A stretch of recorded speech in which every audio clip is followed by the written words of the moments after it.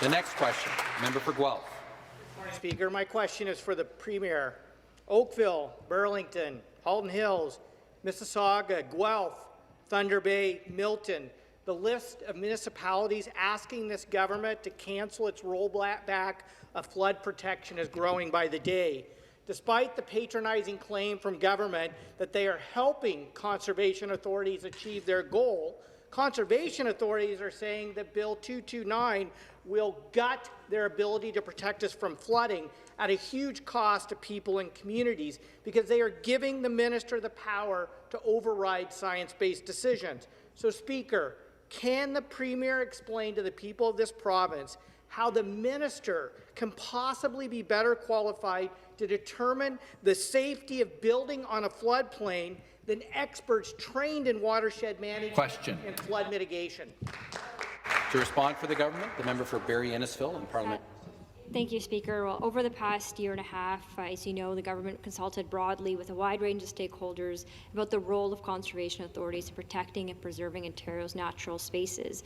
And through those consultations, one being in my backyard of Barrie, we heard from many organizations, conservation authorities, environmental organizations, people across the province of how we can improve the consistency and transparency of all CAs.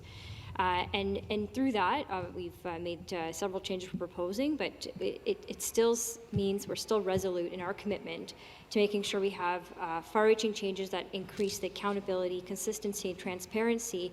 And of course, these proposed changes are a mechanism that we want to ensure that there's consistency across the sector and that we can listen to all parties involved. And one thing that we want to be crystal clear on, Speaker, is that and any myths that are out there is about permitting decisions. And the decisions are still based on science that are considered in Section 28.1. And just as they did previously, that will continue and full stop from there, so we don't need to fearmonger. Thank you. Supplementary question.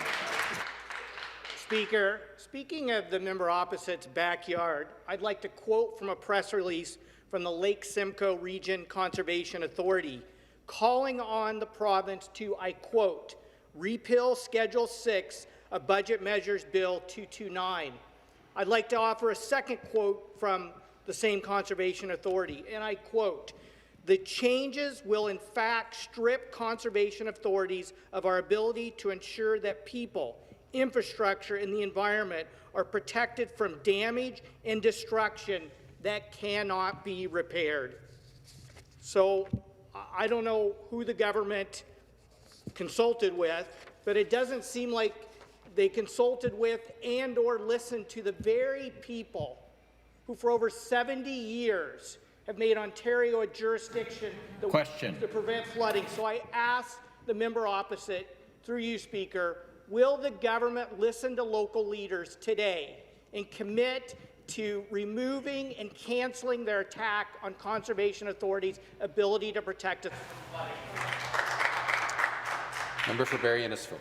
Thank you, Speaker, and I thank the local conservation authority for their work, and I work quite closely with them actually on improving Lake Simcoe, as I mentioned yesterday in this House.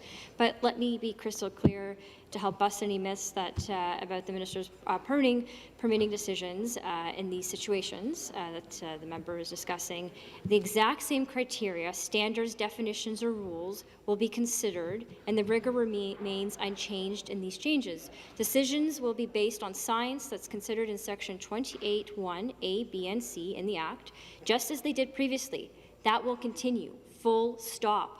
Municipalities and provinces will continue to be able to work with conservation authorities and rely on their advice and support for appeals and planning decisions, increasing accountability, consistency, and transparency by streamlining land use planning processes through the one-window approach.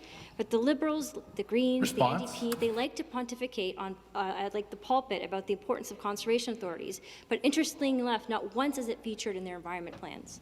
Thank you.